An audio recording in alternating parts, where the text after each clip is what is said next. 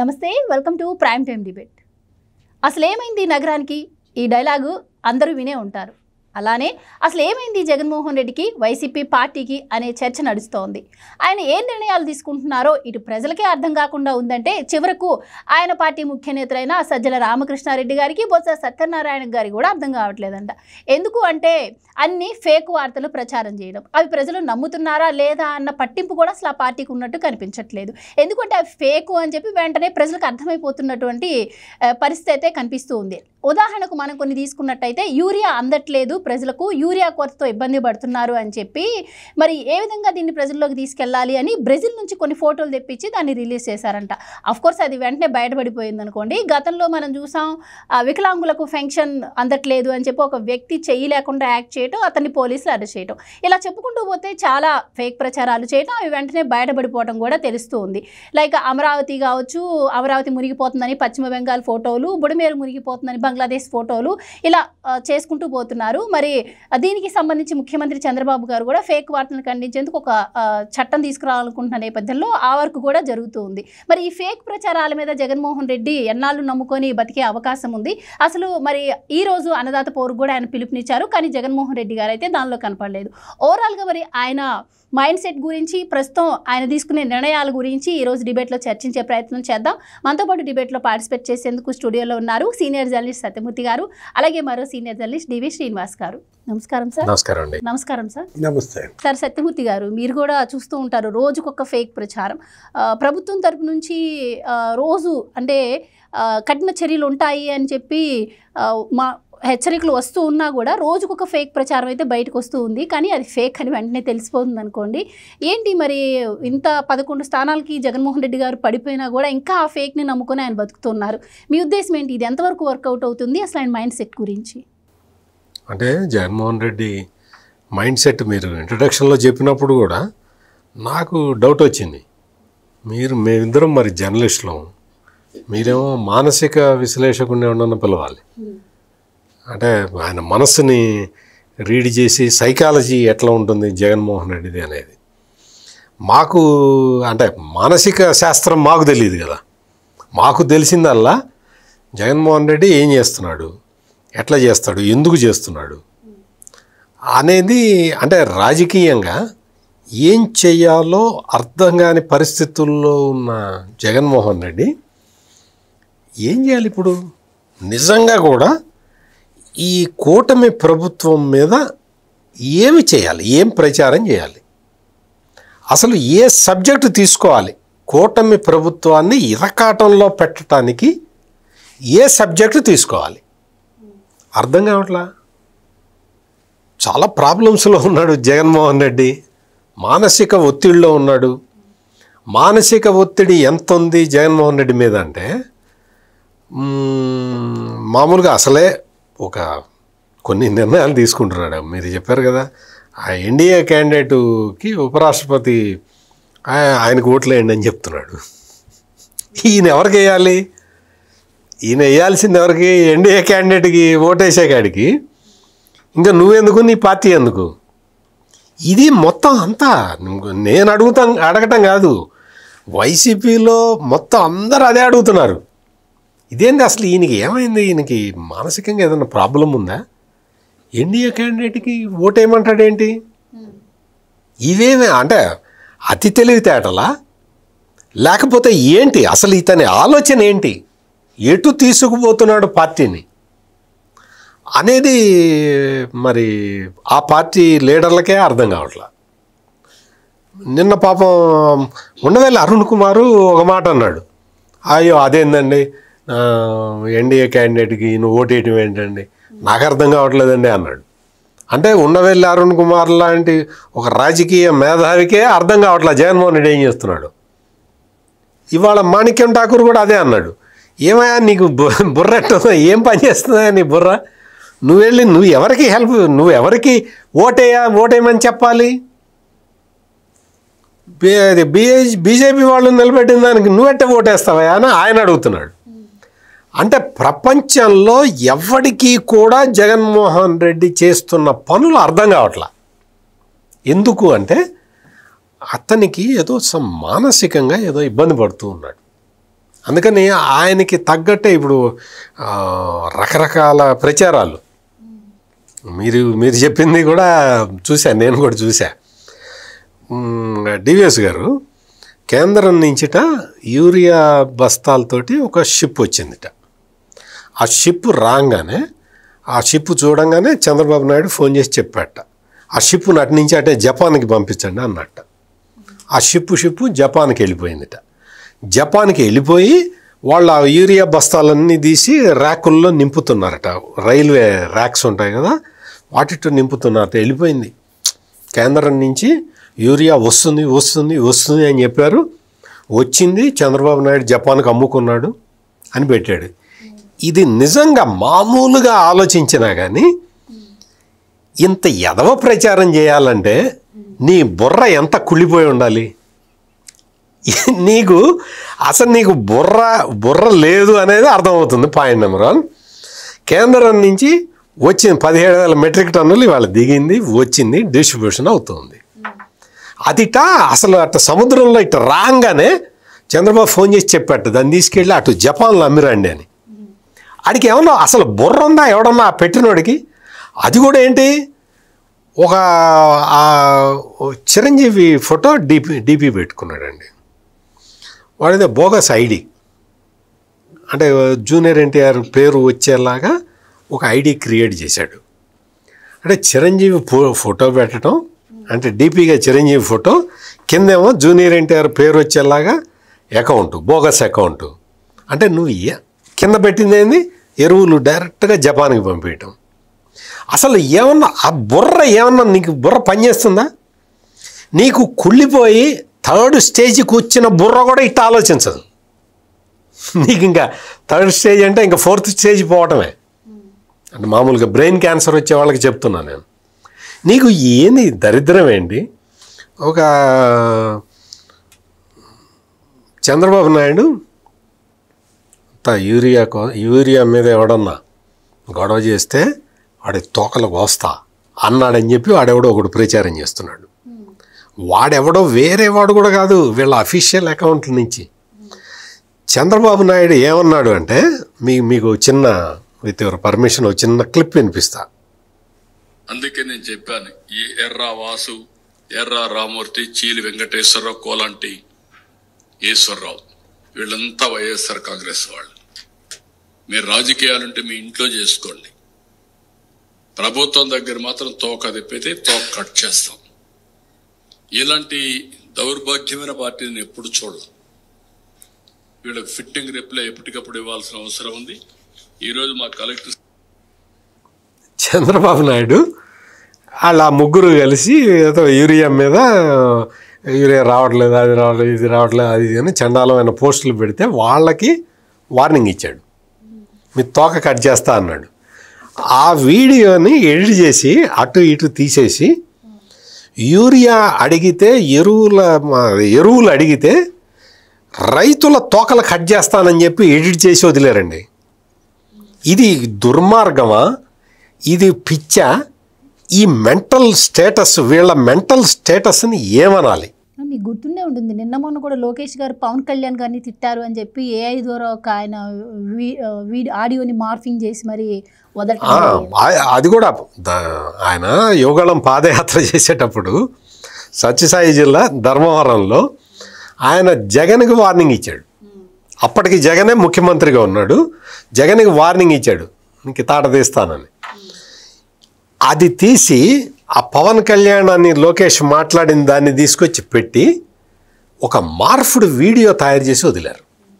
అసలు వీళ్ళకి అంటే మానసికంగా ఏమాత్రం కరెక్ట్గా ఉన్నా ఇటువంటి పనులు చేస్తారా? అంటే ఫోన్ని గన్నులాగా వాడమని చెప్పారు కదా జగన్మోహన్ రెడ్డి. అదే వాడుతున్నారు.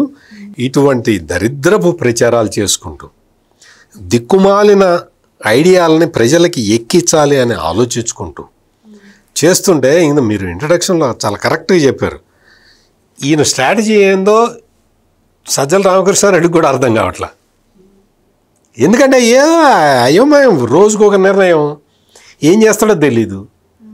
ఈయన పార్టీని ఎట్లా పునర్నిర్మించుకోవాలి అవన్నీ వదిలేసి ఈ దరిద్రపు ఫేక్ ప్రచారాలు ఇవన్నీ చేసుకుంటూ అతని మానసిక వికారాన్ని ప్రజల మీద రుద్దటానికి ప్రయత్నం చేస్తున్నాడు. అంతే తప్ప ఇందులో అసలు ఎటువంటి హేతుబద్ధత లేని ప్రచారాలు చేస్తున్నాడు. ఈ ప్రచారాలని ప్రజలు నమ్మటం లేదు అన్న విషయం కూడా జగన్మోహన్ రెడ్డికి ఫీడ్బ్యాక్ ఉన్నది. అయితే డివిఎస్ గారు, ఇప్పుడు జగన్మోహన్ రెడ్డి గారు ప్రతిపక్ష పార్టీ హోదా లేకపోయినా కూడా ఇప్పుడు అపోజిషన్ పార్టీ అంటే వైసీపీనే, ప్రజల పక్షాన మాట్లాడాలన్నా ప్రభుత్వాన్ని ఏదైనా నిలదీయాలన్నా ఇప్పుడు వాళ్ళు. సో మళ్ళీ మీరు ఆ మాట అంటే ఆయనేమో వచ్చి మళ్ళీ ప్రతిపక్ష హోదా ఇవ్వమంటాడు. మీరు ఒకళ్ళు అంటే దాని పరంగానే ఇలా ఫేక్ వార్తలు క్రియేట్ చేసినా, ప్రభుత్వం సరిగ్గా పనిచేయట్లేదని చెప్పినా, కొన్ని విమర్శలు చేసినా ఒక అర్థం ఉంటుంది. దీని వరకు జగన్మోహన్ రెడ్డి గారి నిర్ణయాలు ఒక రకంగా సమర్థనీయం అనుకోవచ్చు. కానీ ఇక్కడ నిజంగా సార్ అన్నట్టు ఆయన పార్టీ నాయకులకు ప్రజలకు అర్థం కాని విషయం ఏంటంటే, అసలు ఎన్డీఏ అంటే చంద్రబాబు గారు నిలబెట్టిన అభ్యర్థికి జగన్మోహన్ రెడ్డి గారు ఎలా మద్దతు ఇస్తారు అంటే, ఇదేంటి జగన్మోహన్ రెడ్డి గారి నిర్ణయం వెనక ఏమి అర్థం ఉంది? ఆయన ప్లానా, లేకపోతే లేదు అంటే ఇంకేదన్నా రీజన్ ఉండే అవకాశం ఉందా అని కూడా చర్చ నడుస్తోంది. సో దీనికి అంటే జగన్మోహన్ రెడ్డి ఎవరికి అర్థమయ్యాడు కనుక? ఇప్పుడు తల్లికి అర్థమయ్యాడా? అతన్ని కన్న తల్లికే జగన్ అర్థం కాలేదు, చెల్లెళ్ళకి అర్థం కాలేదు, పార్టీ వాళ్ళకి ఏమర్థం అవుతాడు? ఇప్పుడు బొత్స సత్యనారాయణకి అర్థం కావటం లేదు, సజ్జల రామకృష్ణారెడ్డికి అర్థం కావటం లేదంటే బొత్స సత్యనారాయణ మాట్లాడితే నీకు అర్థం అవుద్దా? మరి జగన్మోహన్ రెడ్డి చేసిన పనులు ఎట్లా అర్థం అవుతాయి? బొత్స సత్యనారాయణ మాట్లాడితే అర్థం కాదు, జగన్మోహన్ రెడ్డి చేసే పనులు అర్థం కావు, సజ్జల రామకృష్ణారెడ్డి చెప్పేది అసలే అర్థం కాదు. ఇప్పుడు మాణిక్యం ఠాగూర్ పెట్టినటువంటి ట్వీట్ కనుక చదివితే, వాళ్ళ ఎంపీలు మాణిక్యం ఠాగూర్కి చెప్పారంట, వైసీపీ ఎంపీలను కదిలిచ్చాడు అతను. కదిలిస్తే బాబు నుంచోబెట్టిన అభ్యర్థికి ఓటేయమని జగన్ అన్న చెప్పాడండి అన్నారు. చంద్రబాబు నుంచోబెట్టిన అభ్యర్థికి ఓటేయమని జగన్ చెప్పడం, ఇది ఇప్పుడు ఇవాళ దేశవ్యాప్తంగా చర్చ దీని మీద జరుగుతుంది. అక్కడ రాధాకృష్ణన్ ఎవరు? చంద్రబాబు అభ్యర్థి, మోడీ అభ్యర్థి, లేకపోతే పవన్ కళ్యాణ్ అభ్యర్థి, అదే ఎన్డీఏ క్యాండిడేట్. ఇప్పుడు సత్యమూర్తి గారు ఉండవల్లి అరుణ్ కుమార్ ప్రెస్ మీట్ గురించి చెప్పాడు, నువ్వు మొన్న పోటీ చేసిందే వాళ్ళ మీద, నిన్ను ఓడించిందే వాళ్ళు. ఎవరు? బీజేపీ జగన్మోహన్ రెడ్డిని ఎన్ని చోట్ల ఓడించింది? అదిగాక ఈవీఎంలో ట్యాంపరింగ్ చేసి మరీ ఓడించారని కూడా ఆరోపణలు చేశారు కదా జగన్మోహన్ రెడ్డి గారు. ఇక అది ఎలక్షన్ కమిషన్ చూసుకుంటుంది, లేకపోతే కోర్టులు చూసుకుంటాయి. ఇక్కడ ఒకటి, నిన్ను మరి దగ్గర 164 స్థానాల్లో ఓడించారు. ఒక బీజేపీయే నిన్ను 8 అసెంబ్లీ స్థానాల్లో ఓడించింది, ఒక 6 ఏమో మరి పార్లమెంట్ స్థానాలు. అంటే ఒకటి బీజేపీ అభ్యర్థి అనుకున్నా కానీ నిన్ను ఓడించిన బీజేపీ అభ్యర్థికి నువ్వు మద్దతు ఇవ్వడం అంటే ఇక్కడ మేము చంద్రబాబు గారు రాష్ట్రంలో నిలబెట్టిన అభ్యర్థికి మా మద్దతు ఇవ్వలేదు, ఉపరాష్ట్రపతికి మా మద్దతు, అది ఎన్డీఏ కూటమి తరపు నుంచి. ఎందుకు అంటే మేము స్టార్టింగ్ నుంచి కూడా బీజేపీ ఏం బిల్లులు ప్రవేశపెట్టినా మేము మద్దతు ఇస్తున్నాం, అందులో భాగంగానే దీనికి ఇస్తున్నాము అని చెప్పి వైసీపీ వాళ్ళు అంటున్నారు. ఇప్పుడు ఒకటి, మరి బీజేపీ మీద ఎందుకు పోటీ చేసావు? యునానిమస్ ఇచ్చేస్తే పోయేదిగా. ఇప్పుడు 8 అసెంబ్లీ స్థానాలు బీజేపీ క్యాండిడేట్ని పెట్టింది, మేము చంద్రబాబు మీద పోటీ పెడతాం, పవన్ కళ్యాణ్ మీద పోటీ పెడతాం, బీజేపీ మా మిత్ర పార్టీ కాబట్టి మేము అక్కడ కంటెస్ట్ చేయమని యునానిమస్ ఇచ్చేస్తే పోయేది. అసెంబ్లీలోనూ లోక్సభలో బీజేపీ క్యాండిడేట్ల మీద పోటీ ఎందుకు పెట్టాడు? కేంద్రంలో మిత్ర పార్టీ సార్, రాష్ట్రంలో అని చెప్పలేదు కదా వైసీపీ. అవును, ఎంపీలనే, అందుకనే ఎంపీ క్యాండిడేట్లని విత్డ్రా చేయాలి కదా. జగన్మోహన్ రెడ్డి అర్థం కావటం లేదంటే ఇక్కడే, అయితే నీకు అర్థమైనంతగా జనానికి అర్థం కావటంలా. అది ఇక్కడ ఏంటంటే ఇవాళ జగన్మోహన్ రెడ్డి మాణిక్యం ఠాగూర్ ఏమన్నాడంటే, ఇది స్ట్రాటజీయా సరెండర్ అయ్యావా అని అడిగాడు. ఇది అసలు ఏమి స్ట్రాటజీ? ఇది అసలు స్ట్రాటజీ కాదు, పంగల కట్టె కాదు, ఇదేంటిది? సరెండర్. జగన్మోహన్ రెడ్డి సరెండర్ అయ్యాడు. ఎవరికి సరెండర్ అయ్యాడు? మోడీకి సరెండర్ అయ్యాడా, చంద్రబాబుకి సరెండర్ అయ్యాడా? చంద్రబాబుకే కదా, ఇండైరెక్ట్గా చంద్రబాబుకి సరెండర్ అయిపోయాడు. అసలు ఇంకా సరెండర్ అయినాడు, ఇంకా పోటీ ఏం చేస్తాడు? అసలు నువ్వు ఫైటరే కాదన్నాడు. ఆయన ట్వీట్ చదివితే ఇతను అసలు ఫైటరే కాదు. ఆంధ్ర అంటే ధైర్యం, ఆంధ్రప్రదేశ్ అంటే తెగువ, తెలుగాళ్ళు తెగువ కలిగిన వాళ్ళు. అట్లాంటిది ఇతనేంటి, ఈ పిరికోడేంటి, కోవార్డిస్ అన్నాడు. అదే సార్, సింహం సింగిల్గా వస్తుంది, మీరందరూ కూటమిగా వచ్చారు, నేను ఒక్కడిని సింగిల్గా వచ్చానని చెప్పి ప్రచారం చేసుకున్నారు కదా మొన్నటి వరకు. సింహం మరి ఎందుకని సింగిల్గా రాకుండా వెళ్ళి ఎన్డీఏలో చేరింది? వాళ్ళు చేర్చుకున్నారా, నువ్వు చేరావా? ఇక్కడ ఒకటి, జగన్మోహన్ రెడ్డికి ఒక స్టాండ్ లేదు, అతనికి ఒక పాలసీ లేదు, రాజకీయంగా వ్యూహం లేదు, ఒక స్టాండ్ లేదు, లొంగిపోవడమే వ్యూహం. అదేదో లొంగిపోవచ్చుగా, 11 సిబిఐ కేసుల్లో 9 ఈడీ కేసుల్లో కోర్టు ముందు లొంగిపోయావనుకో ఏముండదు కదా.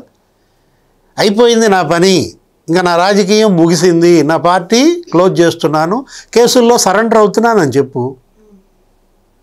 ఇప్పుడు జగన్మోహన్ రెడ్డి ఒక ఉపరాష్ట్రపతి ఎన్నికే కాదమ్మా, ఎందుట్లో అయినా సరే ఒక సిద్ధాంత ప్రకారం వ్యవహరించాడా? ఇప్పుడు మీరు అన్నారు ఏంటి ఫేక్ గోల, అసలు ఆ ఫేక్ ప్రచారం ఏంటి? బ్రెజిల్ ఫోటోలు తీసుకొచ్చి ఇక్కడ ఎవరైనా పెడతారా? ఇది జపాన్కి పోతుందంట, వెళ్ళిపోయింది ఆల్రెడీ. జపాన్కి రీచ్ అయితే వాళ్ళు షిప్లో నుంచి తీసి ఎరువులు బత్తాలు అందులో పెడుతున్నారట. ఇప్పుడు అది బ్రెజిల్ ఫోటోనా? బ్రెజిల్ ఫోటో బ్రెజిల్ది. ఆ ర్యాకలు వెళ్తోంది జపాన్కి, ఆ డిపి చిరంజీవిది, అదేంటది జూనియర్ ఎన్టీఆర్ ఆ మెయిల్ ఐడి. మెంటల్ వాళ్ళు కాక ఎవరు వీళ్ళని ఏమంటారు చెప్పు? మెంటల్ వాళ్ళు అనే కాక. ఇప్పుడు అంతకుముందు ఎన్నికల ప్రచారంలో చంద్రబాబు జగన్మోహన్ రెడ్డికి ఏదో డిజార్డర్ ఉంది, ఏదో చెప్పాడు, personality disorder, narcissistic personality disorder, ఏదో ఎన్పిడి అనే జబ్బు ఉంది అన్నాడు. లేకపోతే లోకేష్ బాబు ఏమన్నాడు, ఇతనికి ఏదో మైథో మ్యానియా అన్నాడు. అసలు నిజం చెప్పితే తల ఒక్కల వద్దని అబద్ధాలే చెబుతాడంటూ మైథో మ్యానియా అనే ఒక జబ్బు అన్నాడు. అసలు ఏ నాయకుడి గురించి అయినా ఈ రకమైన విశ్లేషణలు, ఈ రకమైన వెటకారాలు అన్ని మీమ్స్లో నీ ఫోటోయే. బ్రహ్మానందంతో పోటీ పడుతున్నాడు ఒక రకంగా. ఎవరు అసలు అతను మీమ్స్ ఎక్కువ అంట జనరల్గా, ఏది ఆయనకేదో రికార్డ్ అంటారు. ఇప్పుడు మీమ్స్ అంటే జగన్మోహన్ రెడ్డి. మొన్నేదో వాళ్ళ నాన్న విగ్రహానికి దండం పెట్టి బాగున్నావా నాన్న అని అడుగుతున్నాడు. ఆ వీడియో విపరీతంగా వైరల్ అయింది. అంటే విగ్రహంతో మాట్లాడుతున్నాడు, విగ్రహంతో మాట్లాడిన నాన్న బాగున్నావా నాన్న అంటున్నాడు. ఖాళీ కుర్చీతో మాట్లాడుతున్నాడు. పక్కన కుర్చీకి ఇప్పుడు నేను మాట్లాడానంటే పక్కన సత్యమూర్తి గారు ఉన్నారు. ఇప్పుడు అటు తిరిగి మాట్లాడితే ఏమనుకుంటారు? నన్ను కెమెరాతో మాట్లాడేవాడిని ఏమనుకుంటారు? మెంటల్ వాడనే అనుకుంటారు. ఇవాళ ఒక మెంటల్ వాళ్ళ పార్టీగా మారిందా? చేశాడా జగన్మోహన్ రెడ్డి? అరే ఈ పిచ్చోళ్ళ స్వర్గం ఏంటి అసలు? ఆ రప్ప అసలు ఎవరన్నా రప్ప అని స్లోగన్స్ ఇవ్వటం, నరికేస్తామనడం, ఆ నరుకుడు భాష ఏంటి, చంపుడు భాష ఏంటి? వినాయకుడి బొమ్మ మీద కూడా రప్ప. పిచ్చి కాకపోతే దీన్ని ఉన్మాదంగా చూడాలా? ఇంత ఉన్మాదం అసలు మనం అసలు ఊహించలేదన్నమాట. ఇలాంటి నాయకుడు ఉంటాడని కానీ, ఇటువంటి పార్టీ ఒకటి వస్తుందని కానీ, వాళ్ళకు ఓటు వేయాల్సిన పరిస్థితి కల్పిస్తారని కానీ. సార్, జగన్మోహన్ రెడ్డి గారు తీసుకునే నిర్ణయాలు సక్రమంగా లేవు అని మీరు ఎలా అనగలరు? ఎందుకంటే మీరు 2019 నుంచి చూసినట్టయితే జగన్మోహన్ రెడ్డి గారు అంటే అధికారంలోకి రాకముందు 2019 ముందు కూడా ఇలాంటి ఫేక్ ప్రచారాలు చేయడం వల్లే కదా ఆయన అధికారంలోకి వచ్చారు. ఇప్పుడు మళ్ళీ ఆయన దాన్ని నమ్ముకొని ముందుకెళ్తూ ఉన్నారు. అంటే మేము అభివృద్ధి చేశాము అంటే ఏం అభివృద్ధి చేశారు అని చెప్పి అడిగే ఛాన్స్ ఉంటుంది. సో ఇలా ఫేక్ ప్రచారాలు అయితే ఎవరు ఏమీ అడగరు, ప్రజలు కూడా నమ్మే అవకాశం ఉంటుంది. సో మళ్ళీ జగన్మోహన్ రెడ్డి గారు అధికారంలోకి రావచ్చు. కానీ ఆ నిర్ణయాలు తప్పని మీరు ఎలా అంటున్నారు? ఇక్కడ చాలా పెద్ద థియరీ చెప్పారు. కానీ మీరు ఇక్కడ విషయం ఏంటంటే, మనం ప్రజా జీవితంలో ఉన్నాం. ప్రజా జీవితంలో ఉన్నప్పుడు ప్రజలకి ఏం కావాలో మనం చూడాలి. చూసి మనం అధికారంలోకి వచ్చిన తర్వాత ప్రజల అవసరాలు తీరిస్తే ప్రజలు మనకి ఓటేస్తారు. ఇది లాజిక్. నా దగ్గర 1,00,000 కోట్లు ఉన్నాయి, నేను 1,00,000 కోట్లు ఖర్చు పెట్టి మళ్ళీ గెలిచి నేను మళ్ళీ ఇంకొక 5,00,000 కోట్లు సంపాదించుకుంటాను అంటే ఓటేసేవాడు పిచ్చోళ్ళు కాదు, నీలాగా. అంటే నీలాగా అంటే నీలాగా కాదమ్మా, ఏమనుకోమాక, ఆయనలాగా. ఇక్కడ మనం జగన్మోహన్ రెడ్డి చెబుతున్న మాటలు, చేస్తున్న పనులు ఎంత పిచ్చి పని అంటే, మీకు మామూలుగా నేను ఇది ఒకటి చదివి వినిపిస్తాను. ఇది ఒకటి చదివి వినిపిస్తే మీరు జగన్మోహన్ రెడ్డి స్ట్రాటజీ ఏందో మీరు చెప్పండి. మన అవినాష్ రెడ్డి అన్న ఉండగా ఈ శాస్త్రి గారు ఎందుకు దండగా? జగన్ అన్న రాజకీయ వారసుడు ఎప్పటికైనా అవినాష్ రెడ్డి గారే. ఎప్పటికైనా జగన్ గారి వారసుడు వైఎస్ అవినాష్ రెడ్డి గారే. శాస్త్రి ఎప్పటికీ కాలేడు. ఎవరు చెప్పు? శాస్త్రి రాజారెడ్డి, వైఎస్ రాజారెడ్డి గారు అంటారా? చెల్లెలు కొడుకు, సొంత చెల్లెలు కొడుకు నిన్న ఆమెదో చెప్పింది, మా అబ్బాయి రాజకీయాల్లోకి వస్తాడు అని చెప్పింది. దానికి కడుపు రగిలిపోతున్నది, కడుపు మంట. ఇంకా పిల్లగాడు రాను కూడా రాలేదు. ఇంకా పులివెందుల్లో పోటీ చేస్తాడా, జమ్మలమడుగులో పోటీ చేస్తాడా, కడప పార్లమెంటుకు పోటీ చేస్తాడా, లేదు వెళ్ళి అమలాపురంలో పోటీ చేస్తాడా, ఇంకా తెలియదు కదా. అతని మీద విషం కక్కుతున్నారు సోషల్ మీడియాలో. మొత్తం వైసీపీ వాళ్ళందరూ కూడా ఈరోజు ఇదే పనిలో ఉన్నారు. షర్మిల కొడుకు వైఎస్ రాజారెడ్డి అయితే మరి బ్రదర్ అనిల్ వైఎస్ అనిల్ అవుతాడు కదా. మురుసుపల్లి అనిల్ ఎలా అవుతాడు? మరి వైఎస్ అనిల్ అయితే వైఎస్ షర్మిలకి బ్రదర్ అవుతాడు కానీ భర్త ఎలా అవుతాడు? ఇటువంటి కామెంటు, జుగుప్సాకరమైన కామెంటు ఏ అన్నైనా చెల్లెల మీద చేయిస్తాడా? మానసికంగా కరెక్ట్గా ఆలోచించే ఏ అన్నైనా ఇటువంటి కామెంటు తన పార్టీ హ్యాండిల్స్ నుంచి చేయిస్తాడా? చెప్పండి, మీరు చెప్పండి. ఇంకా అసలు ఇంకా చాలా బూతుంది, అది నేను మీ ముందర నేను చదవలేను. మోర్సుపల్లి రాజారెడ్డి రాజకీయాల్లోకి రాడు అనుకుంటా, వాళ్ళ అమ్మకే దిక్కు లేదు. జగన్తోనే అలాగే కలిసి ఉంటే ఆ పిల్లవాడికి మంచి రాజకీయ ఫ్యూచర్ ఉండేది. ఈ కామెంట్ ఎవడు చేస్తాడమ్మా? జగన్ కాకుండా థర్డ్ పర్సన్ ఎవడన్నా ఈ కామెంట్ చేయగలుగుతాడా? అంటే ఆ భవిష్యత్తునే కదా నువ్వు నాశనం చేసావు ఆ పిల్లాడికి ఆస్తి ఇవ్వకుండా. అతను రాజారెడ్డి భవిష్యత్తుని నాశనం చేద్దామనే కదా నువ్వు ఆస్తి ఇవ్వకుండా ఆపింది.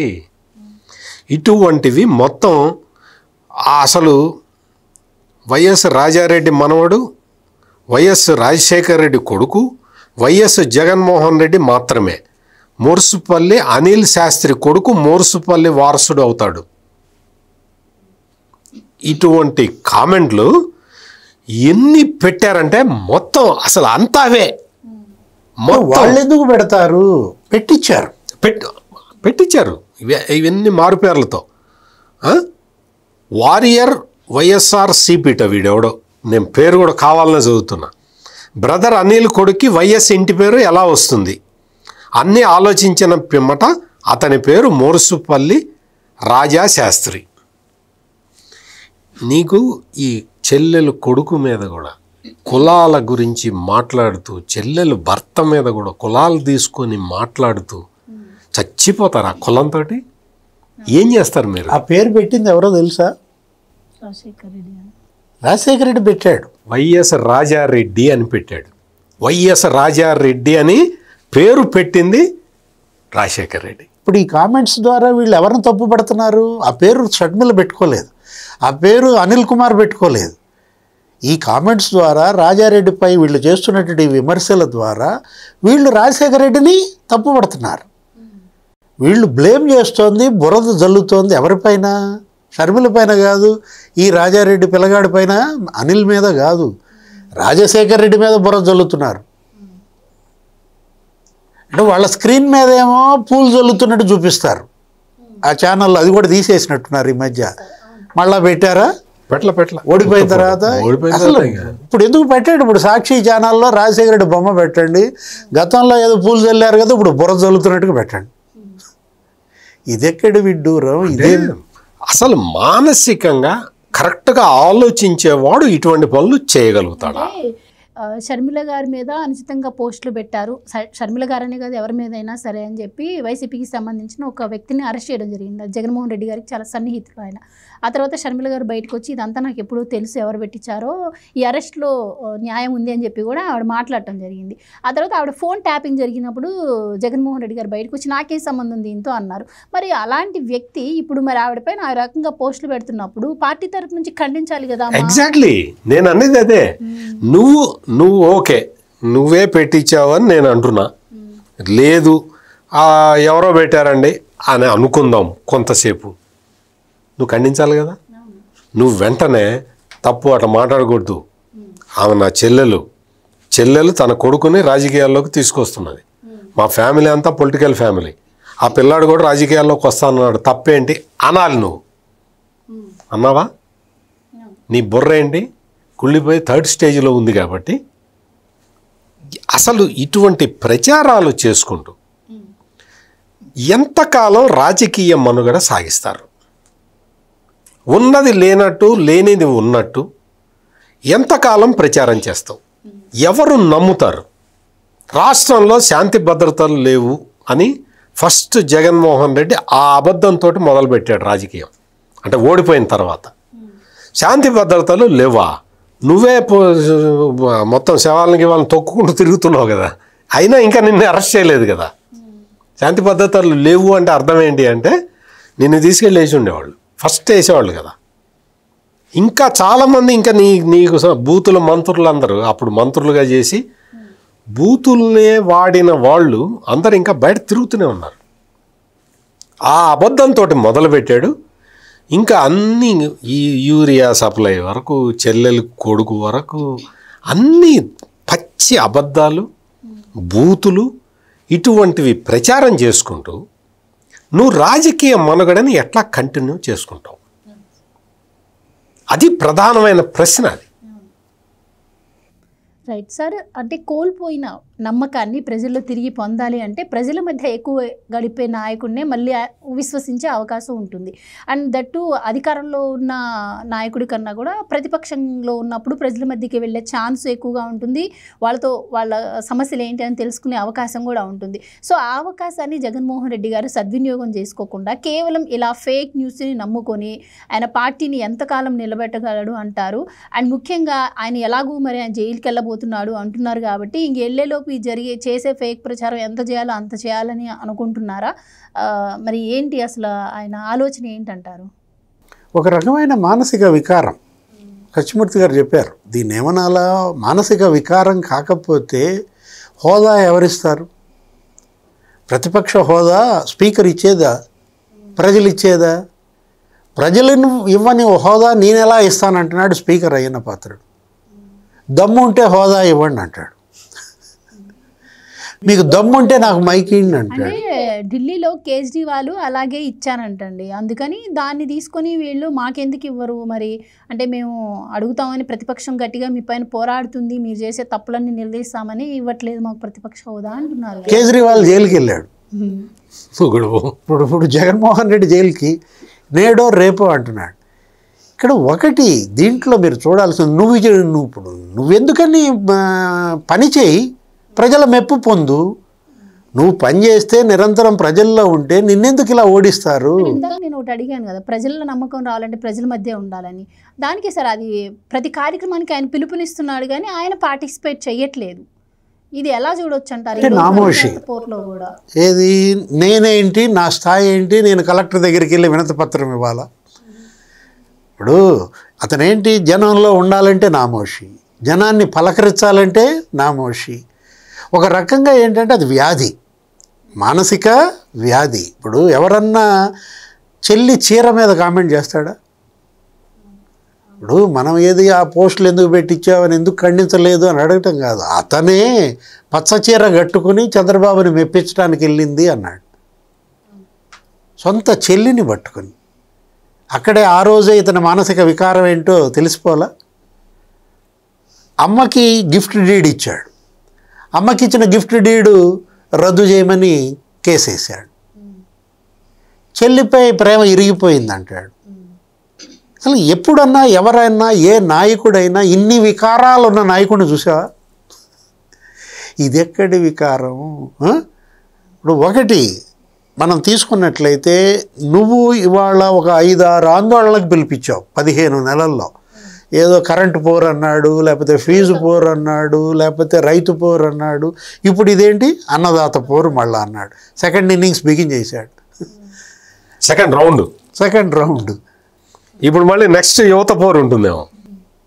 ఇప్పుడు ఒక్క పోరు అయినా నువ్వు ఇచ్చిన ఆందోళనలో నువ్వు పాల్గొనకుండా నిన్ను శాసనసభకు పంపిస్తే అసెంబ్లీలో నువ్వు వెళ్లకుండా నువ్వు మాట్లాడకుండా మిగతా 10 మందిని చెడగొడితే ఇవాళ ఈ 11 మంది భవిష్యత్తు ఏంటి?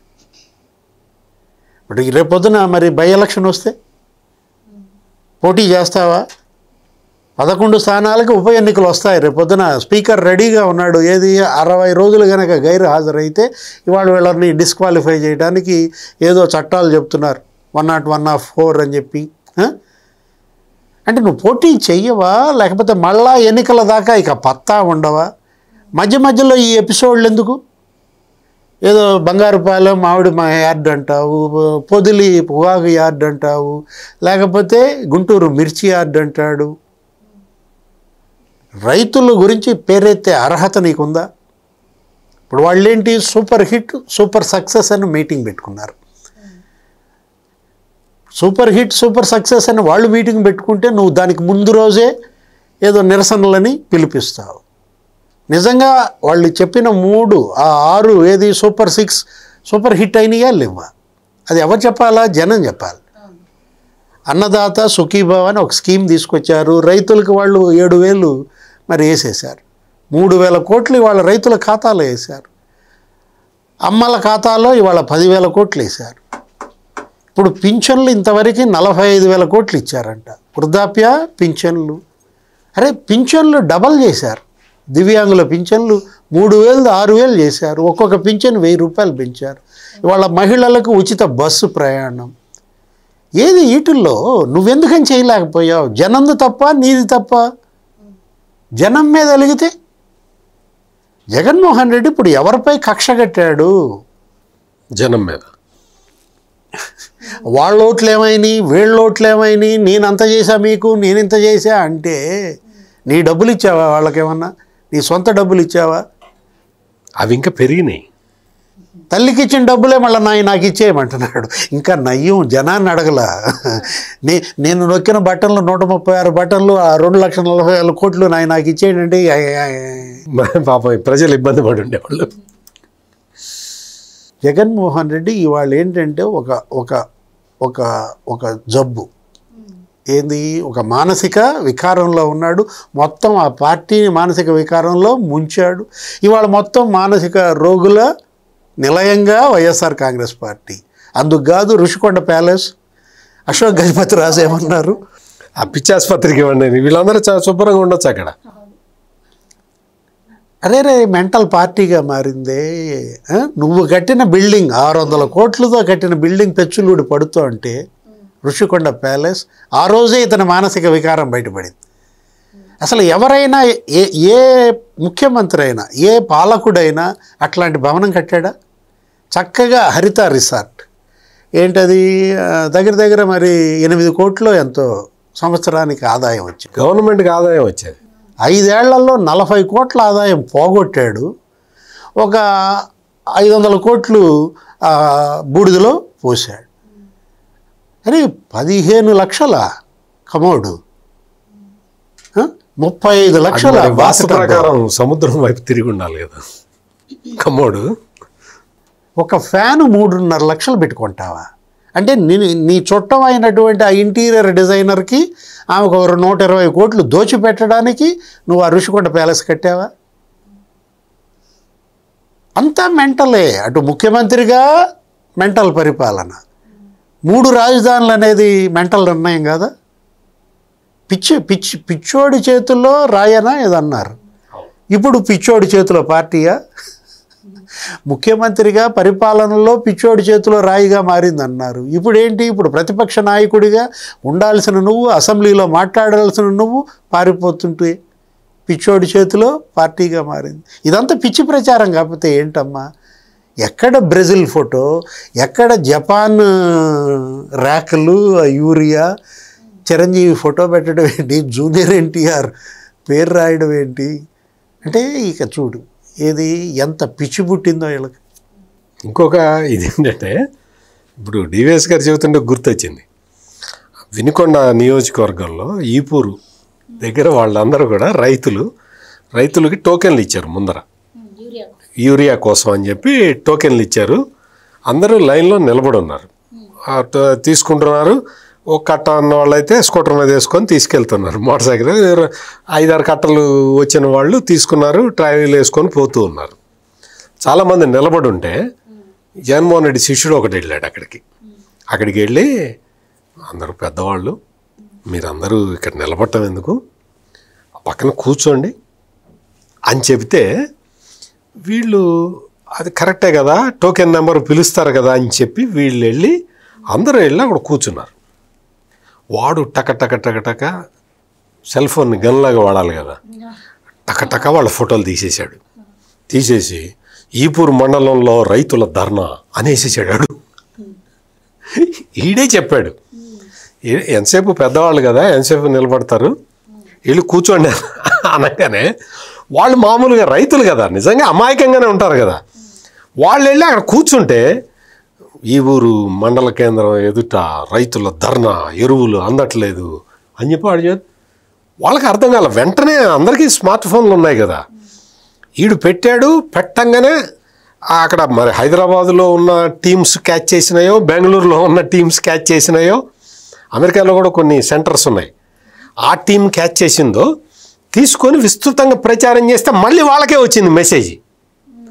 వచ్చి అరే ఇదేంది మనం ధర్నా చేస్తున్నాం అని పెట్టాడరా ఈడెవడో అని చెప్పి అప్పుడు లేచి వాడెవడో వాడిని పట్టుకొని, అరే బుద్ధుందిరా నీకు, నువ్వే కదరా చెప్పింది కూర్చోమన్నావు, మేము కూర్చున్నాం, ఇప్పుడు మేము ధర్నా చేస్తున్నాం, నువ్వు ఫేక్ ప్రచారం చేస్తావా అని చెప్పి వాడిని తిట్టి బయటికి పంపించి వాళ్ళు మళ్ళీ వచ్చి లైన్లో నిలబడ్డారు. దీన్ని ఏమంటారా, అతి తెలివి అంటారా, నీకు బ్రెయిన్ కుళ్ళిపోయిన వాడు చేసే పని అంటారా, ఏమంటారో చెప్పండి. Mental hospital.